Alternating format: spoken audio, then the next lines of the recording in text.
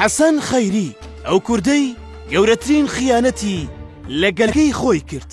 ساڵی 1923 ئەو کاتەی کەمال ئەتاتورک سەرقاڵی دروستکردنی کۆماری تورکیا بوو، کێشەیەکی گەورەی بۆ هاتە پێش، ئەویش کێشەی کورد بوو کە بەهۆیەوە نەیدەتوانی پشتگیری جیهان بۆ دەوڵەتە نوێیەکەی بەدەست بهێنێت.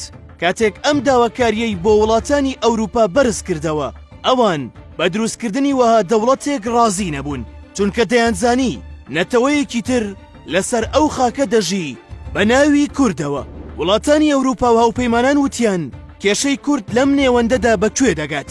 لە کاتێکدا پەیمانێک بە ناوی پەیمانی سیڤەرەوە هەیە کە ڕەوایەتی دەدات بە کوردەکانی تورکیا و ویلایەتی مووسڵ پێکەوە دەوڵەتێک بۆ کورد دروست بکەن. هەر بۆیە ئەتاتورک کەوتە خۆی و گەورەترین چاواشەکاری سەدەی بۆ جیهان دروست کرد.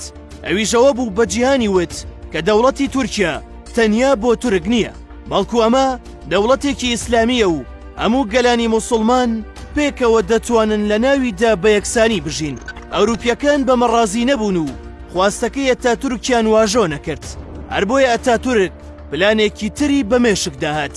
ئەتاتورک کوردێکی دۆزیەوە بە ناوی حەسەن خەیری کە کوردێکی خەڵکی دێرسیم بوو، داوای لێکرد وەک نوێنەری کورد خۆی دەربخا و پەیام بە جیهان بدات کە کورد ڕازیە بەوەی کە لەگەڵ تورکدا لە یەک دەوڵەتدا بژی. حەسەن خەیری بە داواکەی ڕازی بوو. 3 جار بە جلوبەرگی کوردیەوە چووە پەرلەمان و هاواری کرد کە کورد نایەوێت لە تورک جیا ببێتەوە. ئەتاتورک ئەم دیمەنەی ناو پەرلەمانی تۆمار کرد و لەگەڵ کەیسەکەدا ناردیەوە بۆ وڵاتان. دواتر واژۆ لەسەر خواستەکەی ئەتاتورک کرا و دەوڵەتی تورکیا ڕاگەیەندرا. ئەمە بووە هۆی ئەوەی کورد بۆ هەمیشە لەو مافەی خۆی بێبەش ببێت. ئەوەی سەیرە ئەوەیە هەر پاش ئەوەی ئەتاتورک کاری بە حەسەن خەیری نەما، بە تۆمەتی لەبەرکردنی جلی کوردی لەناو پەرلەمان دەستگیری کرد و فەرمانی لە سێدارەدانی بۆ دەرکرد. ئەمە یەکەم کاری بوو دژی ئەو چاواشەکاریە گەورەیەی کە بە جیهانی وت. هەروەها یەکەم سەرکوتکردنی کوردانیش بوو لەو قەوارە نوێیەدا.